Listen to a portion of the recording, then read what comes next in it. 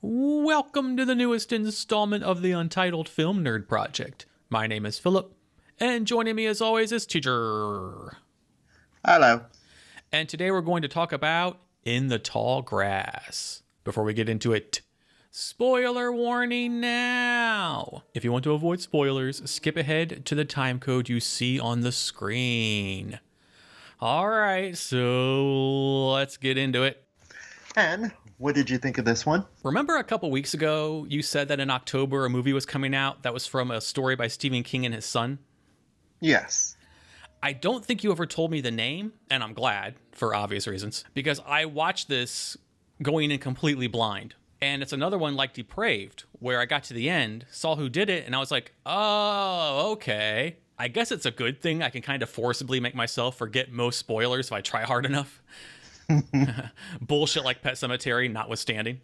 Mm-hmm. So yeah, when I got to the end, I nodded, because once you know King and his son wrote this, it makes a lot of sense that King and his son wrote this.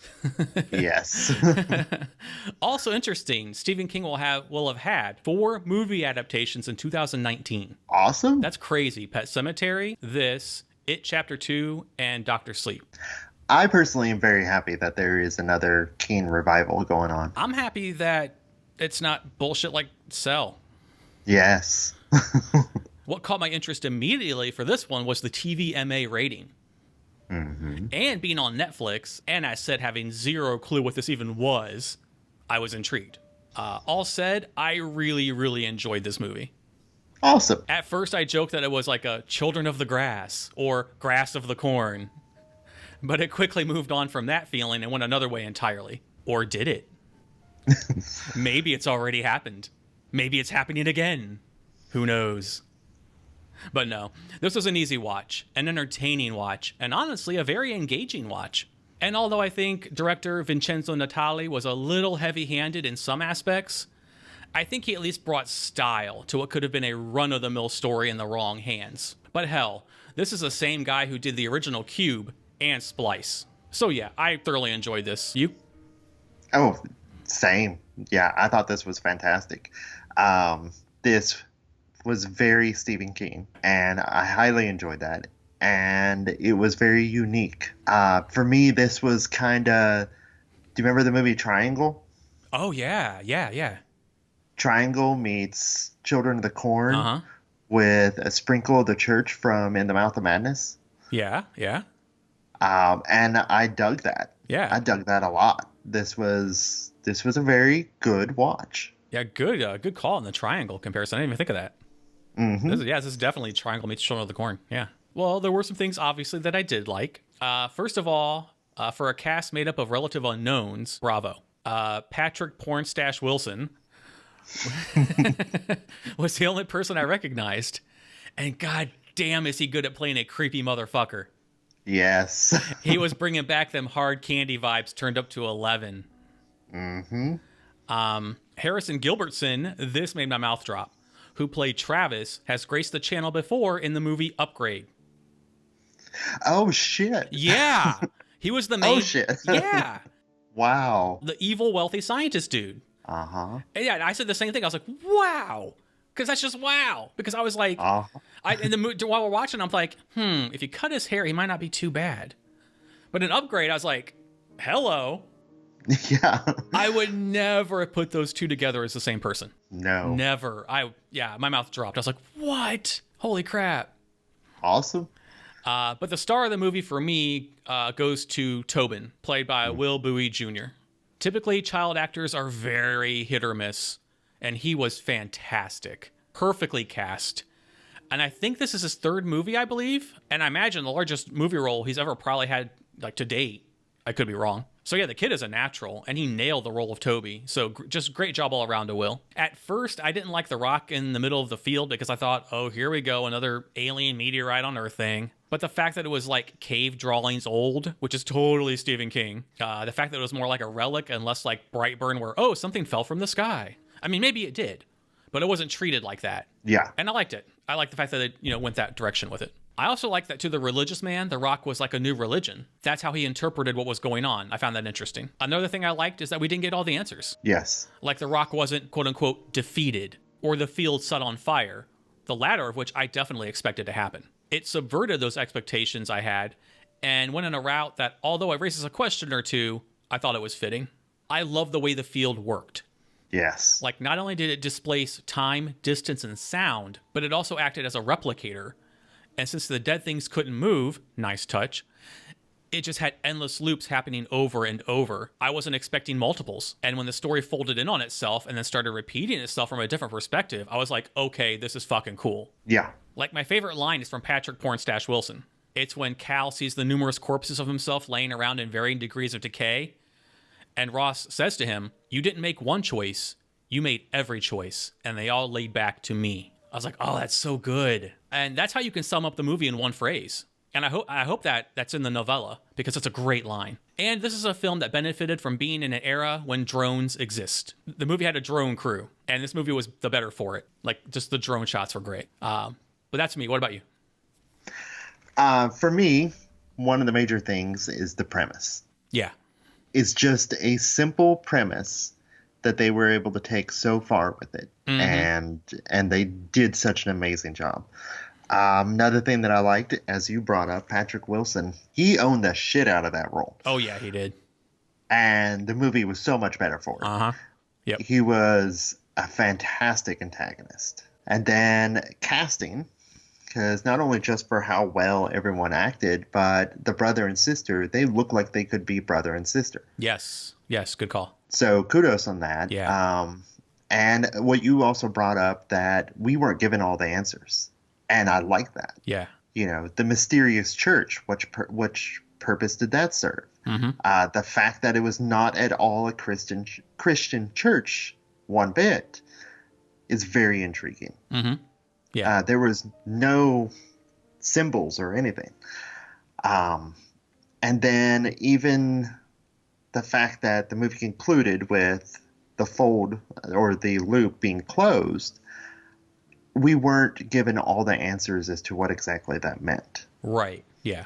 And it's left to us to kind of come up with those answers on our own. I loved the imagery sometimes. Yeah. Like when she bled and, you know, the skies turned red, and that was cool as shit. A little bit trippy. And then the entire scene close to the end when the earth opens up and you just see all those hundreds of souls trapped underneath the rock. Nightmare on Elm Street. Yeah. Oh, and I loved the monster designs. The grass people. Good call. Yeah. Fantastic. Agreed. And then my favorite moment with Patrick Wilson is when he killed the wife and he just delivers that line of, don't worry, son, it's just flesh, and all flesh is grass. Yeah. And yeah, it was just great. Bravo, bravo. Agreed. Totally agreed. All right. Well, there were some things I thought could have been improved. The bulk of it for me is some of the backstory stuff. I don't think Cal being in love with his sister was really necessary. They could have made him the attractive gay brother and it would have been fine, because he was fine. Yeah, I thought Cal was sexy. Oh, yeah. Agreed. And with those nerd glasses, yes. Gets us every time. Yeah. Avery Woodard, if you ever listen to this, yum. And you have a sexy name to boot. Moving on. Yes. So I wasn't feeling the whole weird incestuous love triangle thing. I mean, again, very Stephen King. But it was a sore thumb in this story to me. This isn't so much negative as it is open-ended questions. And if I'm missing something on this one, let me know. So Tobin touched the rock in some form or another, meaning he couldn't leave. But the Tobin they ran into later that found his mom and dad looked like the same one, like the same dirty and been in the field, the grass for a long time. But it looked like the same one that was trying to lead Travis and or Cal around. I mean, it probably wasn't, but even so, if previous him had touched the rock and then, like, he shouldn't. How can I explain this? So if it's new him, and if previous him touched the rock, then he shouldn't exist, right? Because it's current, like, because the dad wouldn't have killed the version of him that touched the rock. Does that make sense?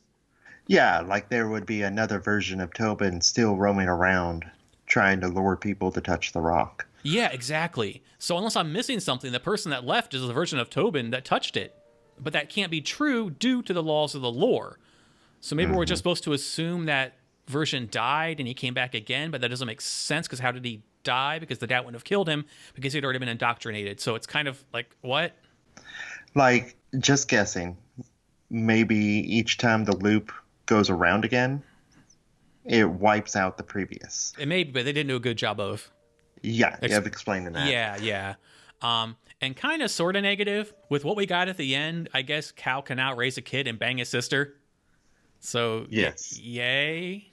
Well, Travis is still alive. I thought he died at the end of he laid in the ground and that Travis, but the Travis that is still 2 months waiting in the future is still there.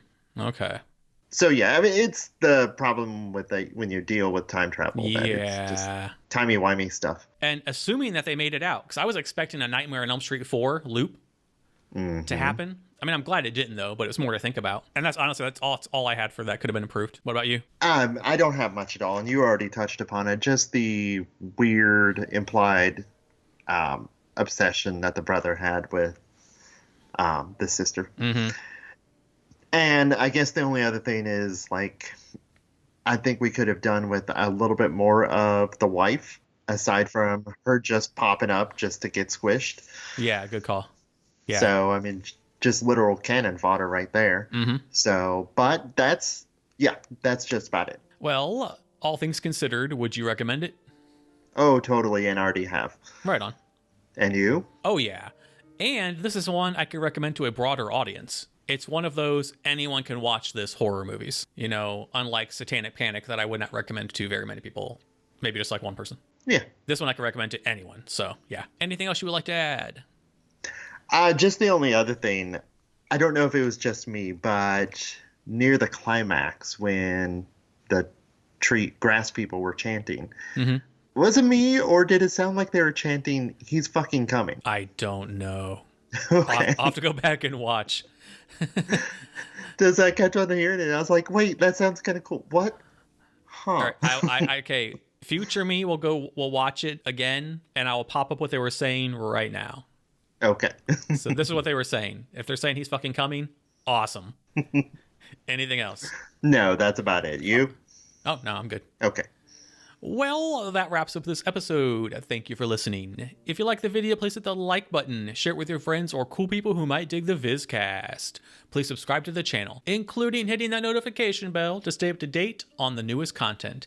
And there is a link in the description below for the Patreon that covers all of the creative endeavors, so please consider showing your support. And until next time, my name is Philip. And I'm TJ. And we'll see you in the next video. Goodbye. Bye.